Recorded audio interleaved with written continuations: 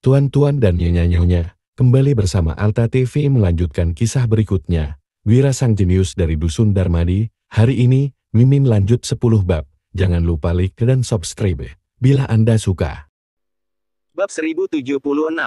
Di tengah hutan belantara, Prabu membawa sisa pasukannya yang telah kalah, menelusuri jalan setapak untuk melarikan diri. Prabu menunggangi kudanya untuk memimpin jalan, sementara sekelompok bawahannya mengikuti dari belakang dengan cepat.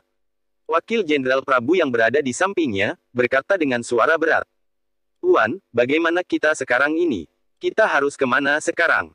Wajah Prabu dipenuhi debu, dia tampak kotor dan sangat mengenaskan. Setelah melihat di sekeliling dan ragu cukup lama, dia baru memilih sebuah jalan. Ke arah sini, para bawahan yang mengikutinya juga ikut menyusul. Wakil Jenderal Prabu malah merasa ragu-ragu, lantas dia bertanya dengan suara pelan. "Tuan, kita sudah nggak ada jalan keluar lagi sekarang. Apa yang harus kita lakukan?"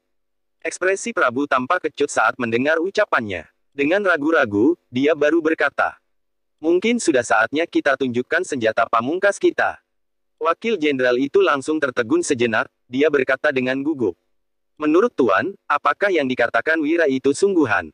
Apakah provinsi Seberang benar-benar sudah dikepung oleh pasukan kerajaan Nuala?" Dengan tatapan sayu, Prabu menarik tali kekang kudanya dan berjalan sambil berkata dengan pelan. "Nggak peduli apa yang dikatakannya itu benar atau enggak, sebaiknya kita tetap percaya saja untuk berjaga-jaga." "Tuan, kalau begitu, bukankah kita jadi masuk perangkap Wira?" tanya wakil itu lagi. Ekspresi Prabu menjadi masam mendengar perkataan itu. Dia berkata dengan ragu-ragu. "Kita baru terkena perangkapnya kalau nggak percaya. Pikirkan saja, kalau benar-benar terjadi sesuatu di Provinsi Seberang, bukankah kita cari mati sendiri namanya kalau kembali ke sana lagi?" Prabu menghela napas berat. "Jadi, sekarang yang harus kita lakukan adalah segera menggerakkan pasukan elit rahasia." "Tuan, benar kata Anda." Terbersit binar keraguan di mata wakil jenderal itu. Setelah berpikir cukup lama, dia baru berkata, "Tapi, kemampuan Wira benar-benar hebat. Dia bahkan menggunakan senjata yang bisa meledak itu. Kalau bentrok fisik langsung dengannya, kita nggak akan bisa menang." Terlintas tatapan kejam dalam mata Prabu, dia berkata dengan nada dingin, "Cepat atau lambat, aku akan menghancurkannya." Setelah sekelompok orang itu berjalan cukup lama, mereka baru tiba di sebuah daerah yang terpencil. Mereka menyalakan api unggun dan bersiap-siap untuk beristirahat di tempat ini. Hanya dalam sekejap, api unggun pun telah nyala. Wakil Jenderal menangkap beberapa kelinci liar untuk dipanggang dan diserahkan ke hadapan Prabu. "Tuan, makanlah sedikit." Prabu menerima kelinci itu dengan wajah muram, tetapi dia tidak menyantapnya. 30.000 pasukan elit yang dibinanya hancur begitu saja, hati Prabu bagaikan tersayat-sayat. Setelah merenung sejenak, tatapan Prabu mulai tampak beringas dan serius. Kemudian, dia menggigit daging kelinci itu dengan kasar. Bab 1077. Prabu melahap daging kelinci itu seakan-akan menganggapnya adalah Wira. Melihat Prabu yang akhirnya mau makan, wakil jenderal itu juga merasa gembira. Kemudian, dia sendiri juga mulai makan dengan lahap. Dalam beberapa hari ini, mereka selalu dalam suasana hati yang tegang. Setelah mulai rileks sejenak, wakil jenderal itu juga langsung memanfaatkan kesempatan ini untuk beristirahat dengan baik. Namun pada saat ini, Prabu tiba-tiba mendengar suara sayup-sayup dari kejauhan. Wajah Prabu tiba-tiba menjadi semakin serius. Dengan tatapan dingin, dia mulai memandang ke kejauhan. Sambil memantau suasana, dia memberi isyarat pada semua orang di belakangnya untuk tetap diam. Semua orang berdiri di samping Prabu dan melihat ke semak-semak di kejauhan dengan waspada. Mereka terus merasa ada sesuatu yang bersembunyi di balik semak-semak itu. Dengan dahi yang bercucuran keringat dan napas terengah-engah, Prabu mengambil busur panahnya dan membidik ke arah semak belukar itu. Tiba-tiba, suara sayup-sayup itu menjadi semakin keras. Sekelompok pasukan berzirah keluar dari semak belukar. Pemimpin pasukan itu adalah Yuda. Saat melihat Yuda, wajah Prabu menjadi tegang. Dia berkata dengan nada dingin. "Yuda, kamu mengejar kami sampai sini. Kamu sudah bertekad mau menghabisi kami ya?" Hahaha. Yuda tertawa terbahak-bahak, lalu mengeluarkan pedang di punggungnya dan mengarahkannya pada Prabu. "Prabu, demi membunuhmu, aku rela mengejar sampai ujung dunia." Prabu melihat semua adegan ini dengan wajah masam. "Oh ya, tapi jalur pelarian kami sangat tersembunyi, bagaimana kamu menemukan kami?" Pertanyaan Prabu kembali membuat Yuda tergelak. Dengan wajah angkuh, dia berkata, Kamu mengira jalur pelarianmu ini sangat tersembunyi, padahal sebenarnya semua ini berada dalam genggamanku. Sebenarnya, aku sudah menempatkan penyergapan di semua jalur pelarian. Jadi, kemanapun kamu pergi, pada akhirnya akan tetap bertemu denganku. Aku harus menangkapmu hari ini. Selanjutnya, Yuda melanjutkan dengan nada sinis. Prabu, kamu selalu saja menyusun rencana seumur hidupmu, kamu nggak menyangka akan tersandung di sini hari ini, bukan? Sambil menatap Yuda dengan waspada, Prabu bergerak mundur selangkah demi selangkah. Wakil Jenderal Prabu juga menatap Yuda dengan waspada, lalu berkata pada Prabu. Tuan, pasukan yang dibawa Yuda kali ini hanya 10.000 orang. Meski kita hanya berjumlah 1.000 orang, semuanya adalah pasukan elit. Kalau mau menghadapi mereka juga bukan hal mustahil. Setelah itu, Wakil Jenderal itu melanjutkan. Biar aku yang menghalangi Yuda, Tuan kabur saja dulu.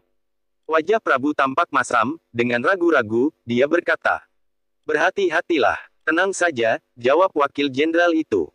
Saat Prabu baru saja berbalik dan hendak pergi, Yuda langsung memicingkan mata dan melambaikan tangannya. Yuda memerintahkan pasukannya. Para pemanah bersiap-siap. Bab 1078. Begitu mendengar perintah Yuda, para pemanah itu pun mengambil posisi.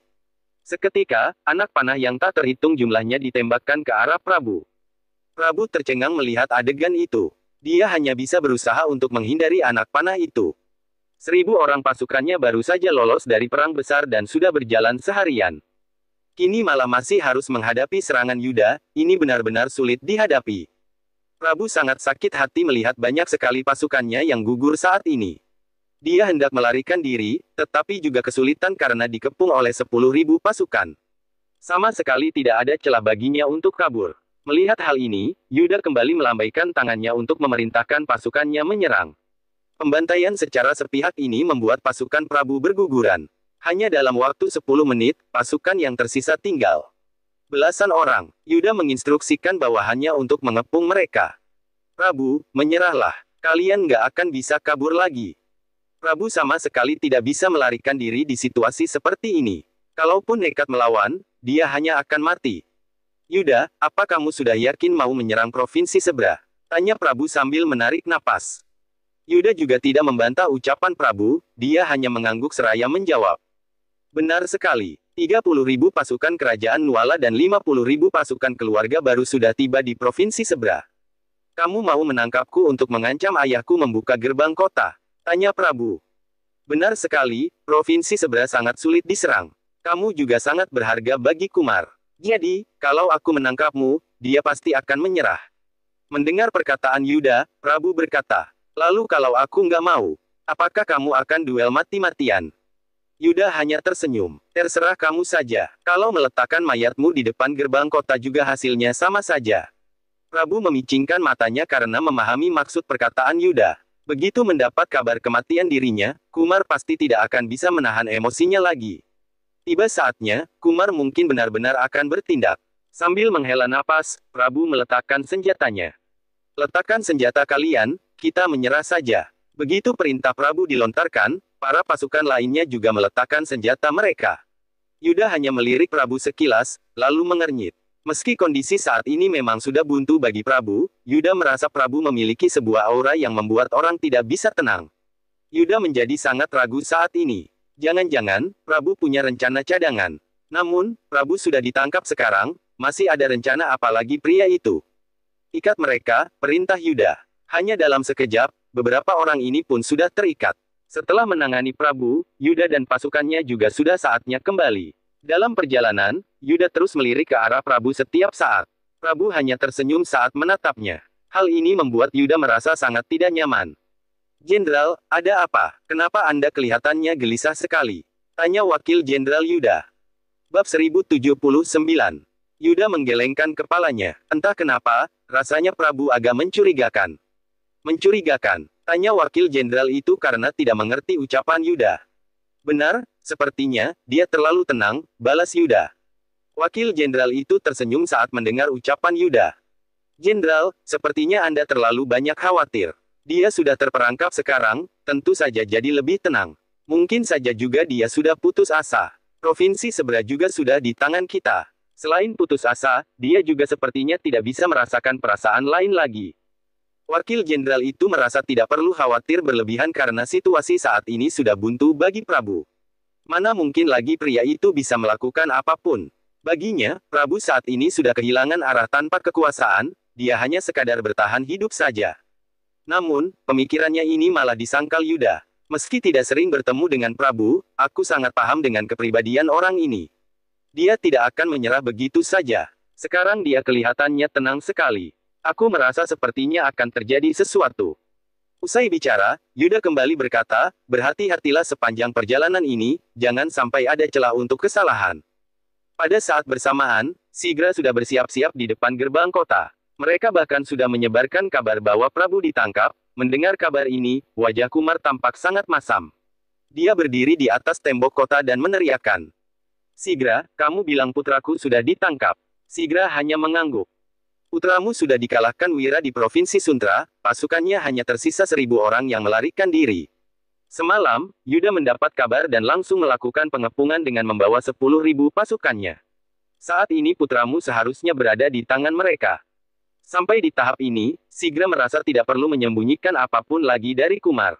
Mereka masih punya 70.000 pasukan, sementara pasukan Kumar di provinsi sebelah hanya 30-40.000 orang. Jika terjadi peperangan, Kumar pasti akan kalah telak. Kumar hanya mendengus saat mendengar kabar itu. Jangan bercanda, 30.000 pasukan putraku itu adalah pasukan elit. Bahkan 60.000 pasukan sekalipun bukan lawan mereka. Wira, memangnya kamu mengira aku nggak tahu dia punya berapa banyak pasukan? Sigra membalas dengan tenang. Wira bekerja sama dengan pasukan Monoma. Monoma mengerahkan 50.000 pasukan. Kumar tertawa seraya membalas, kalau begitu memang ada kemungkinan untuk menang. Tapi, pasukan Monoma tahu kekuatan pasukanku. Kalau mau melawan pasukanku, setidaknya mereka harus kehilangan 30.000 pasukan. Kerajaan Monoma bukan orang bodoh, mereka tidak akan berbuat begitu. Tebakan Kumar memang benar, Monoma tentu saja tidak akan melakukan hal itu. Hanya saja, dia tidak tahu seberapa inginnya Monoma menguasai Provinsi Suntra. Lagi pula, mereka bekerja sama dengan Wira, sehingga ini bukan peperangan yang sesungguhnya. Sigra sendiri juga sebenarnya sangat penasaran dengan hal ini. Namun, semua ini sudah tidak penting sekarang. Terserah kamu mau percaya atau enggak. Sebelum matahari terbenam, Yuda sudah akan kembali. Tiba saatnya, kamu hanya bisa berdoa apakah kamu masih bisa melihat putramu, atau hanya sekadar mayatnya. Sigra tersenyum sekilas, lalu memerintahkan pasukannya untuk tetap berjaga. Sementara dia sendiri sudah meninggalkan tempat itu. Dia tidak tahu bahwa Kumar sangat gelisah saat mendengar kabar ini. Kalau benar-benar sampai begitu, keluarga Juwanto nggak akan bisa bersembunyi lagi. Prabu, ayah akan menunggumu. Setelah berkata demikian, Kumar pun pergi dari tempat itu. Sigra kembali ke barak militernya tanpa menyadari keganjilan apapun pada Kumar, begitu juga dengan Farel.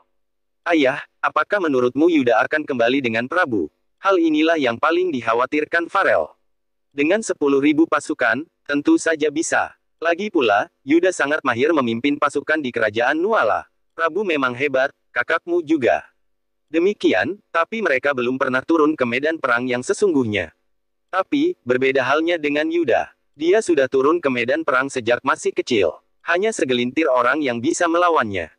Bab 1080. Sigra menaruh kepercayaan sepenuhnya pada Yuda. Lagi pula, dengan 10.000 pasukan melawan 1.000 pasukan, bahkan Sigra sekalipun bisa menangkap Prabu. Jadi, Sigra beranggapan bahwa Prabu ditangkap adalah hal yang sudah pasti. Farel mengedipkan matanya sekilas, dia juga tampak setuju dengan pendapat ayahnya. Sejak kecil, Yuda selalu mengikuti Dirga. Tentu saja dia sudah banyak melihat sendiri dan merasakan sekian banyaknya pertempuran. Yuda adalah bakat jenderal jenius yang langka. Menangkap Prabu tentu bukan hal yang sulit baginya. Dengan pemikiran seperti itu, Farel juga merasa lebih tenang. Pada saat ini, Kumar telah kembali ke rumahnya. Gibran dan Valevi bertanya dengan gugup. Ayah, apakah kakak benar-benar sudah kalah? Kumar menghela napas dengan tatapan dingin. Meski aku nggak tahu bagaimana Prabu bisa kalah, sepertinya memang seperti itu kenyataannya. Kedua bersaudara itu langsung tampak muram saat mendengar perkataan ayahnya. Ini, bagaimana kita sekarang, ayah? Di luar sana ada pasukan kerajaan Nuala dan Yuda, kalau kakak nggak pulang, bukankah kita akan gawat? Di luar sana setidaknya ada 80.000 pasukan. Bahkan kalau mereka tidak menyerang kota ini sekalipun, para pasukan itu pasti akan menghabiskan semua persediaan makanan di kota ini. Kumar kembali menghela napas. Kalau sudah sampai begitu, keluarga Juwanto benar-benar nggak punya pilihan lain lagi. Kedua bersaudara itu tidak mengerti maksud ayah mereka. Namun, Kumar sudah melanjutkan terlebih dahulu. Biarkan para pasukan makan enak. Beritahu mereka, bala bantuan keluarga Juwanto akan segera tiba, suruh mereka persiapkan diri untuk perang besar. Gibran dan Valevi semakin bingung. Apakah ini berarti ayah mereka ingin bertindak nekat? Jangan-jangan keluarga Juwanto sudah di ambang kehancuran. Ayah, apakah keluarga Juwanto sudah akan hancur? Tanya Gibran dengan panik. Kumar menggelengkan kepalanya. Enggak, keluarga Juwanto enggak akan kalah. Kalau benar-benar seperti itu, kekacauan besar kerajaan Nuala juga pasti akan dimulai. Nah, apa kalian mengira 30.000 pasukan elit yang dipersiapkan keluarga Juwanto selama ini hanya seperti ini? Mendengar perkataan Kumar, kedua bersaudara itu langsung tersentak. Ayah, maksudmu, keluarga Juwanto masih punya pasukan. Hal ini bahkan tidak diketahui oleh kedua orang itu. Hahaha, kalau keluarga kita bisa menguasai 3 provinsi, mana mungkin kita berani melakukan hal seperti itu kalau nggak punya kemampuan. Tenanglah, nak, Yuda pasti nggak akan bisa lolos kali ini. Setelah berkata demikian, Kumar tertawa tipis. Di saat ini juga, pasukan Yuda telah dalam perjalanan pulang. Selain itu, mereka bergerak dengan kecepatan tinggi. Dibandingkan dengan kecepatan mereka saat mengepung Prabu, kali ini mereka bahkan lebih cepat lagi. Saat melihat ekspresi tenang Prabu di dalam kurungan kereta, Yuda memicingkan matanya.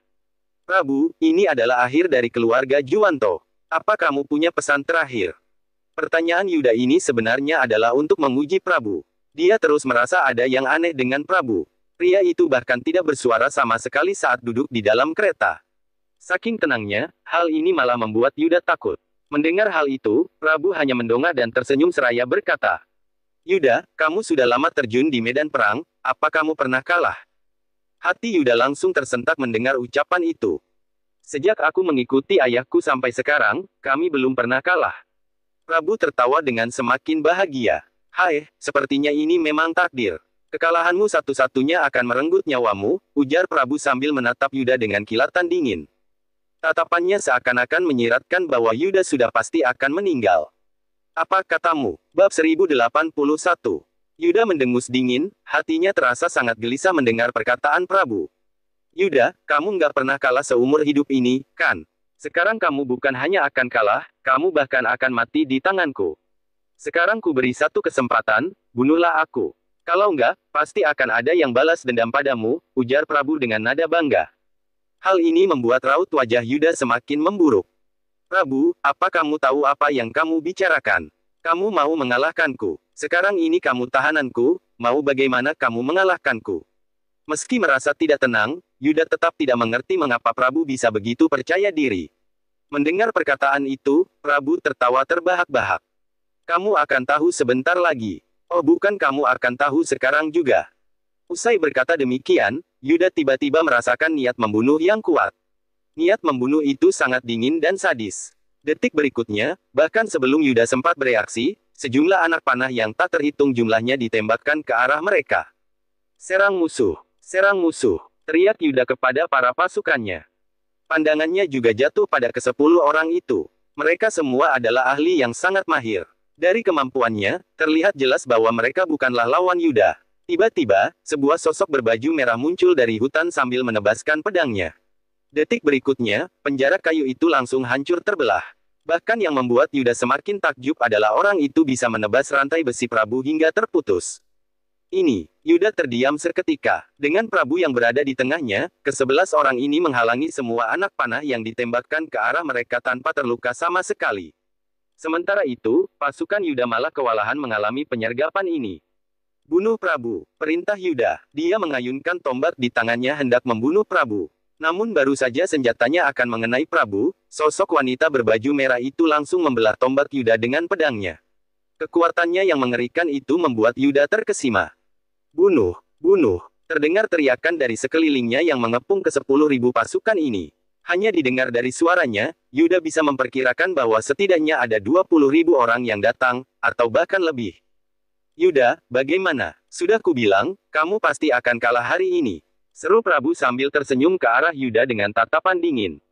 Yuda benar-benar tidak bisa percaya melihat adegan ini. Namun, dia tahu bahwa dirinya bukan lawan mereka. Oleh karena itu, Yuda langsung berteriak. Terjang, segera keluar. Yuda sangat berpengalaman dalam peperangan. Dia tahu bahwa 10.000 pasukannya ini pasti akan mati jika perang ini terus dilanjutkan.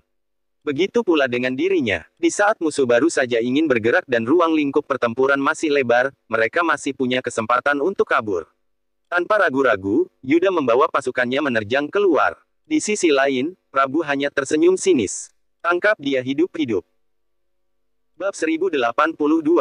Prabu memandang Yuda dengan tatapan mengejek. Sementara itu, ke-11 orang itu juga berlutut di hadapan Prabu. Tuan, maaf telah membuat Anda menderita, ucap wanita berpakaian merah setelah melepas cadarnya dan menunjukkan wajahnya yang cantik.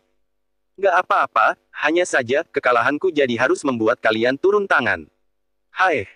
Prabu sebenarnya tidak ingin menggunakan senjata pamungkas keluarga Juwanto ini. Sebab, ini benar-benar adalah senjata rahasia mereka. Berma, berapa orang yang datang kali ini? Tanya Prabu. Mendengarnya, wanita berpakaian merah menjawab.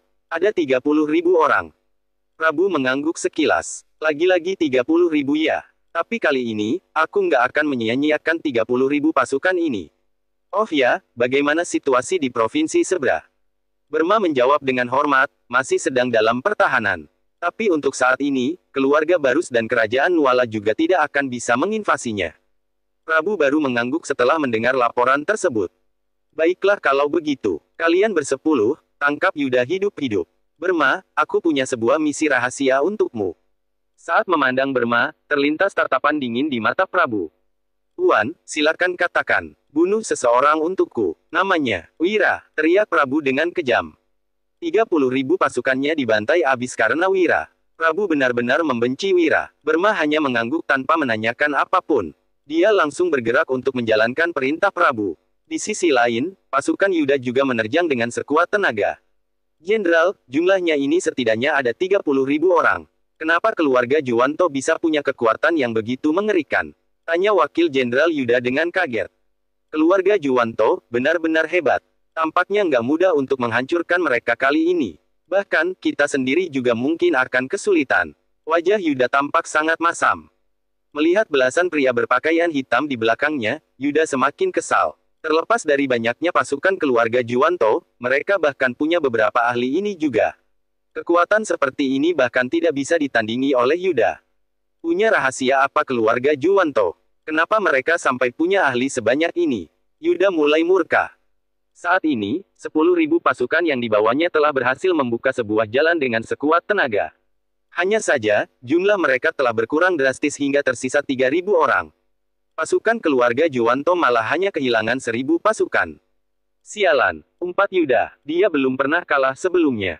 Kini dia malah harus membawa pasukannya untuk melarikan diri. Tuan muda, mereka kabur. Lapor pria berpakaian Zira sambil menunggangi kudanya. Yuda memang hebat. Dalam keadaan begini saja dia masih bisa melarikan diri.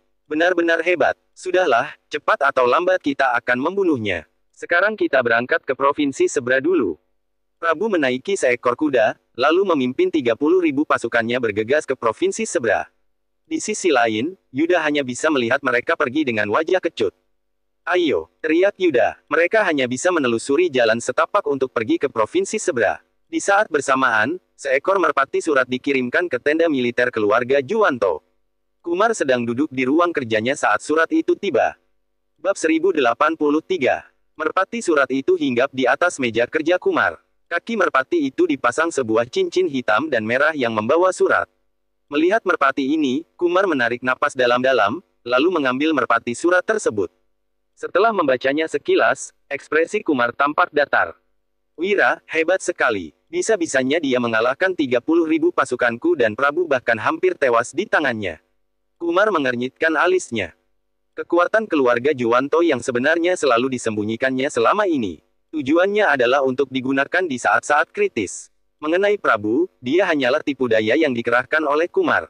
Semua orang mengira bahwa pasukan Prabu adalah senjata rahasia keluarga Juwanto, tetapi mereka semua salah besar. Ini adalah rencana Kumar yang sesungguhnya. 30.000 orang itu memang elit yang dibinanya dengan susah payah. Kehilangan semua pasukan itu juga membuatnya sakit hati. Namun, untungnya mereka tidak kewalahan. Bisa dibilang, semua ini masih dalam kendalinya.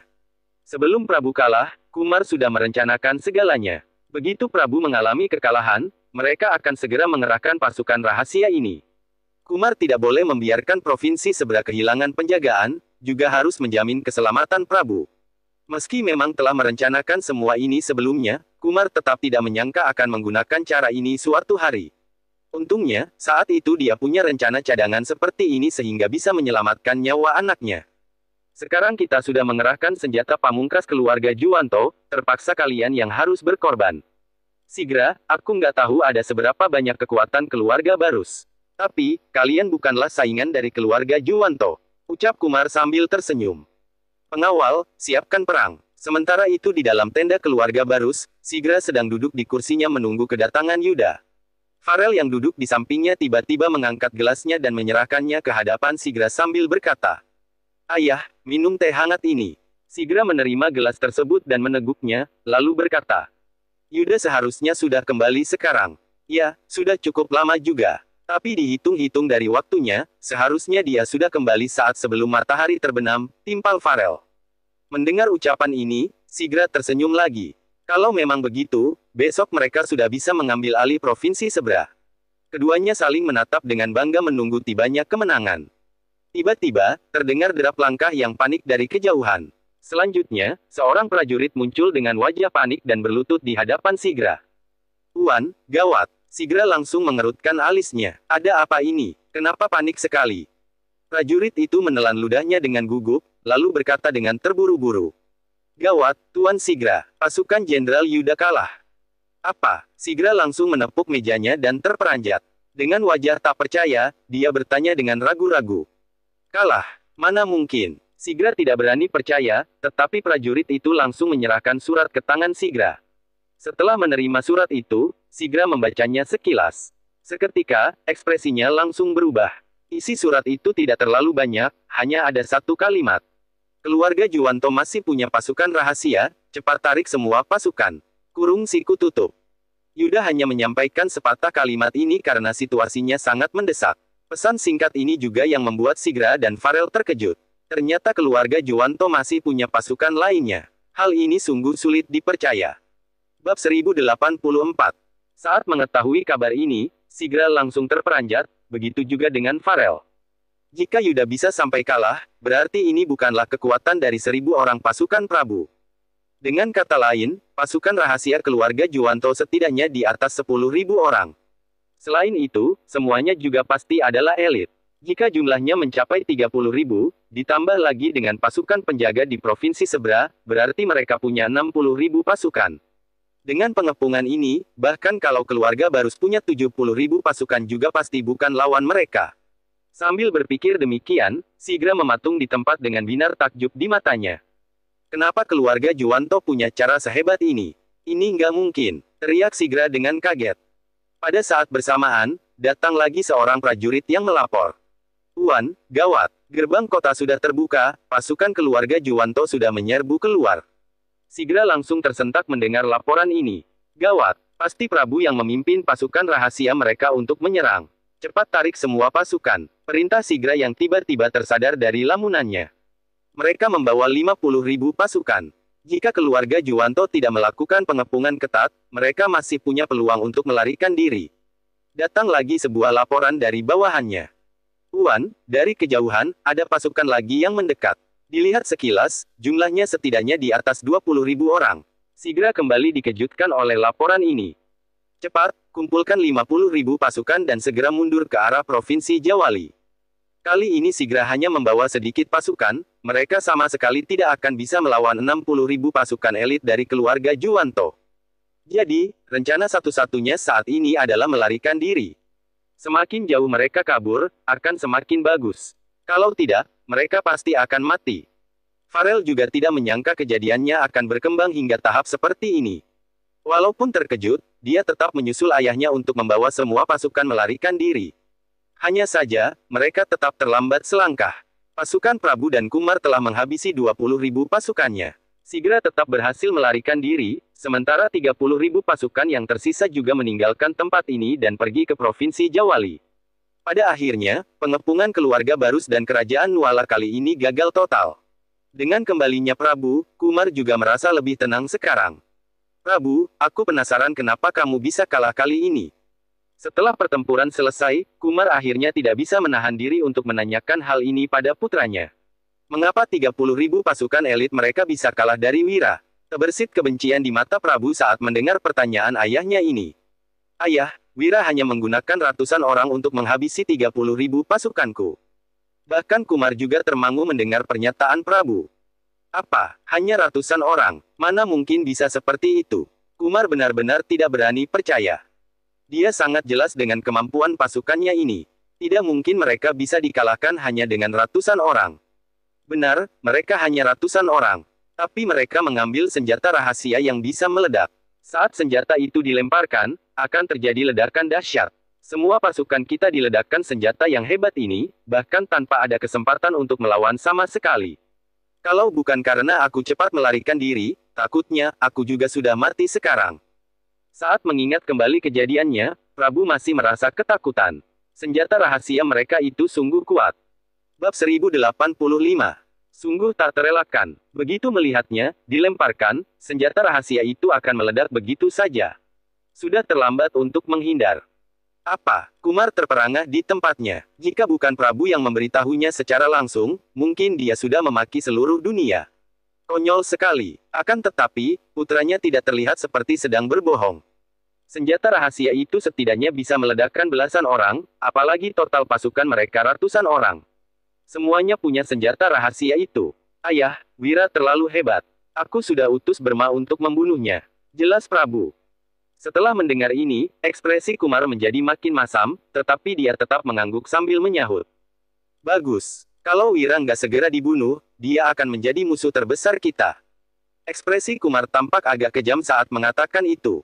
Ratusan pasukan Wira berhasil membunuh 30.000 tentara mereka. Situasi macam apa ini? Benar-benar sulit dibayangkan. Jika membiarkan situasi ini terus berlanjut, siapa lagi yang pantas menjadi lawan Wira? Akan tetapi, Kumar tetap merasa cemas. Berma memang ahli bela diri yang hebat, tetapi Wira terlalu mengerikan. Dia khawatir Berma gagal membunuh Wira. Prabu, apa pendapatmu tentang situasi ini? Tanya Kumar sembari menatap Prabu. Prabu menarik napas dalam-dalam, lalu menjawab. Ayah, keluarga Juwanto telah memperlihatkan kekuatan yang sesungguhnya. Kalau begitu, kita nggak perlu menyembunyikan apapun lagi. Langsung serang ibu kota saja. Ekspresi Kumar sontak membeku. Dia bertanya. Kita akan menyerang pusat kerajaan Nuala sekarang juga. Kumar agak mengkhawatirkan masalah ini. Bagaimanapun, ini adalah peperangan besar. Jika sampai gagal, mereka akan sulit untuk bangkit kembali. Namun, Prabu berucap. Ayah, kita nggak bisa mempertimbangkan begitu banyak lagi. Kalau nggak segera mengambil tindakan, musuh pasti akan menjadi lebih waspada. Jadi, kita harus menaklukkan mereka sekarang juga. Perkataan Prabu ini sangat masuk akal. Keluarga Barus baru kalah dalam pertempuran, bahkan Yuda juga dikalahkan oleh Prabu. Itu artinya, ibu kota sedang kekurangan pasukan. Jika benar-benar menyerang sekarang, mungkin peluang mereka akan lebih besar. Setidaknya, mereka punya peluang menang sebanyak 60%. Kalau begitu, kita berangkat sekarang. Hal seperti ini nggak boleh ditunda. Perintah Kumar segera. Saat ini, 60.000 pasukan berkumpul dan masih ada 30.000 pasukan lain. Dengan demikian, 90.000 pasukan bergegas berangkat ke ibu kota. Di sisi lain, Yuda sudah tiba di ibu kota dan melaporkan masalah ini kepada Jihan. Begitu mendengar ini, ekspresi Jihan sontak berubah. Apa katamu, keluarga Juwanto masih punya pasukan lain? Kita gagal kali ini. Jihan tidak menyangka mereka akan kalah. Padahal dia sudah meminta bantuan dari keluarga Barus, bahkan masih ada Yuda yang memimpin. Seluruh pasukan elit di ibu kota juga telah turun tangan, tetapi Jihan sungguh tidak berani membayangkan situasi semacam ini. Keluarga Juwanto telah membuat persiapan matang. Mungkin, mereka baru menunjukkan kekuatan mereka yang sebenarnya sekarang. Mereka bukan hanya punya tentara, tapi juga ahli bela diri yang luar biasa. Ucap Yuda dengan serius. Yang mulia, bukan ini yang harus kita pikirkan sekarang. Kita harus memikirkan cara untuk melawan keluarga Juwanto. Menurut pemahaman saya, Prabu pasti akan memanfaatkan kesempatan ini untuk menyerang. Setelah kita gagal 2 kali, mereka tidak akan diam begitu saja. Kalau tebakan saya tidak salah, mereka mungkin sudah dalam perjalanan kemari, jelas Yuda. Begitu mendengarnya, Jihan pun tampak tercengang. Bab 1086. Selesai berbicara, terbersit kekhawatiran pada sorot mata Yuda, begitu juga dengan Jihan. Bagaimana ini? Kita nggak punya begitu banyak pasukan lagi. Kalau mereka datang, bagaimana kita bisa bertahan? Tanya Jihan dengan panik. Yuda menarik napas dalam-dalam sebelum menjawab. Kita masih punya puluhan ribu tentara, jadi seharusnya masih bisa melindungi ibu kota. Yang mulia, Anda harus menyuruh keluarga baru cepat datang untuk membantu. Kalau tidak, kerajaan Nuala akan dalam krisis besar. Untuk sekarang, mereka hanya bisa melindungi ibu kota dan menunggu kedatangan keluarga Barus. Selain itu, tidak ada lagi cara lain yang tepat. Namun, Jihan bukan wanita bodoh. Dia terpikir akan sesuatu sehingga menatap Yuda dan berkata, tapi, bagaimana kalau keluarga Barus nggak datang atau mereka terlambat? Yuda mengembuskan napasnya. Dia tentu mengerti maksud Jihan. Jika keluarga Barus tidak datang, mereka bisa saja menjadi pemenang terakhir setelah pihak istana dan keluarga Juwanto sama-sama menderita kerugian besar. Bahkan, menurut Jihan dan Yuda, keluarga Barus kemungkinan besar akan memilih metode ini. Lagi pula, ini adalah metode termudah untuk merebut tahta. Kita tidak punya pilihan lain sekarang. Yang mulia, jika keluarga Barus seperti itu, saya yakin keluarga Juwanto tidak akan diam begitu saja. Jadi, kita masih punya kesempatan, sahut Yuda. Yuda sudah memikirkan semua ini saat dalam perjalanan kembali. Bagaimanapun, mereka harus mengabari keluarga Barus. Selama keluarga Barus masih memiliki niat untuk merebut tahta, keluarga Juwanto tetap akan berwaspada. Dengan demikian, mereka tidak akan bertarung mati-matian untuk menaklukkan kerajaan Nuala. Ini karena mereka harus mempertimbangkan, apakah mereka masih sanggup melawan keluarga Barus setelah menguasai kerajaan Nuala. Jika tidak sanggup, bukankah perjuangan mereka akan sia-sia? Bahkan, keluarga Juwanto yang kehilangan pasukan akan sulit untuk bangkit kembali. Orang cerdas pasti bisa terpikir akan hal ini. Sesudah mempertimbangkan sesaat, Jihan mengangguk dan berkata, aku mengerti, mungkin hal ini akan sangat sulit, tapi aku percaya padamu. Selesai mengatakan itu, Jihan menatap Yuda dengan tatapan serius seraya menambahkan. Baiklah, Yuda, kerajaan Nuala bergantung padamu sekarang. Jihan menyerahkan seluruh pasukannya kepada Yuda. Yang mulia tenang saja, sahut Yuda. Tanpa ragu sedikit pun, Yuda langsung pergi mengatur pasukan. Kini, ada 20.000 tentara yang menjadi sandera keluarga Juwanto. Tentara yang bisa diutus sekarang hanya 30.000-an orang. Jika lawan mereka adalah pasukan lain, Yuda tidak akan cemas. Namun, lawan mereka adalah para elit keluarga Juwanto. Dia tidak bisa mengabaikan musuh kuat ini begitu saja. Itu sebabnya, Yuda merasa agak gugup. Saat ini, Jihan telah mengirim surat kepada keluarga Barus. Sigra yang baru kembali ke Provinsi Jawali pun menerima surat tersebut. Terlintas kekhawatiran pada sorot mata Sigra saat membacanya. Situasi sekarang benar-benar kacau. Dia bertanya. Farel, keluarga Juwanto dalam perjalanan menyerang ibu kota. Menurutmu, apa yang harus kita lakukan? Meskipun bertanya demikian, Sigra sebenarnya sudah memiliki pemikiran tersendiri. Farel menarik napas dalam-dalam. Tatapannya tampak ragu-ragu, dia tentu tahu pemikiran ayahnya. Sekarang, mereka hanya punya 2 pilihan. Pertama, membantu kerajaan Nuala dan memukul mundur musuh, bahkan bekerja sama untuk membinasakan keluarga Juwanto. Ketika kerajaan Nuala damai kembali, mereka baru pelan-pelan membuat rencana baru. Kedua, yaitu menunggu keluarga Juwanto merebut tahta. Setelah itu, keluarga Barus tinggal menyingkirkan mereka. Bab 1087. Dengan cara ini, keluarga Barus yang akan menjadi penguasa. Metode ini pun jauh lebih mudah daripada yang satu lagi. Mereka tinggal mengambil keuntungan dari tengah-tengah kekacauan. Ayah, dinilai dari sudut pandang keluarga Barus, aku tentu lebih memilih kita beraksi setelah perang dimulai. Tapi, aku harap bisa membantu Bibi. Dengan begini, Bibi baru bisa selamat, timpal Farel dengan ragu-ragu. Bagaimanapun, Jihan adalah bibinya. Sigra tentu juga memiliki keraguan ini. Dia berucap, Farel, ini bukan masalah sepele. Aku nggak bisa membuat keputusan. Sebaiknya kita pergi ke aula leluhur dan minta mereka yang memutuskan. Apapun keputusan leluhur, kita harus menurutinya. Setuju. Sigra juga kebingungan. Seperti yang dikatakan Farel, keluarga Barus tentu akan diuntungkan kalau mengambil tindakan setelah kekacauan terjadi. Namun, dia tidak berharap sesuatu terjadi pada Jihan. Begitu keluarga Juwanto melancarkan serangan, adiknya pasti akan berada dalam bahaya. Tidak ada yang bisa memastikan keselamatannya. Sigra membawa Farel ke aula leluhur. Setelah keduanya berlutut, Sigra berkata, "Para leluhur, Sigra memberi hormat kepada kalian semua." Sigra bersujud 3 kali, lalu membakar dupa dan berkata lagi, "Saya yakin para leluhur sudah melihat situasi ini dari surga. Kini, keluarga Barus dihadapkan dengan 2 pilihan. Pertama, kita mengerahkan pasukan untuk membantu kerajaan Nuala, lalu pelan-pelan membuat rencana lain untuk menguasai dunia. Kedua, menunggu keluarga Juwanto beraksi. Setelah kedua belah pihak saling menyerang, kita baru merebut tahta dari tangan keluarga Juwanto. Para leluhur yang terhormat, saya berharap kalian bisa menunjukkan jalan yang benar untuk kami." Usai berbicara, Sigra mengambil 2 batang bambu dan meletakkannya di sebuah tabung. Yang satu adalah bambu panjang, sedangkan yang satu lagi adalah bambu pendek. Sigra meneruskan. Bambu panjang mewakili pilihan pertama, sedangkan bambu pendek mewakili pilihan kedua. Para leluhur, tolong tunjukkan jalan untuk kami. Kemudian, Sigra memejamkan mata sambil menggoyangkan tabung tersebut dengan ringan. Seiring dengan suara nyaring, kedua bambu itu bergeser keluar dengan pelan. Farel merasa sangat gugup. Bagaimanapun, masalah ini menyangkut takdir keluarga Barus, bahkan menyangkut nyawa bibinya. Sigra juga sama gugupnya. Dia tidak bisa membuat keputusan sehingga terpaksa meminta petunjuk dari para leluhur. Tentunya, orang cerdas tahu pilihan kedua adalah cara termudah. Hanya saja, Sigra sangat menghargai suatu hubungan. Dia tidak ingin nyawa adiknya terancam. Farel menarik napas dalam-dalam, menatap kedua batang bambu itu lekat-lekat. Sejujurnya, hatinya mulai diliputi ketakutan. Farel lebih memilih pilihan pertama karena berharap bibinya bisa selamat. Bagaimanapun, dia hanya seorang wanita. Hatinya tidak bisa sekejam para pria. Batang bambu terus bergeser, setiap detik penantian merupakan siksaan berat bagi ayah dan anak ini. Kini, pilihannya hanya ada 2.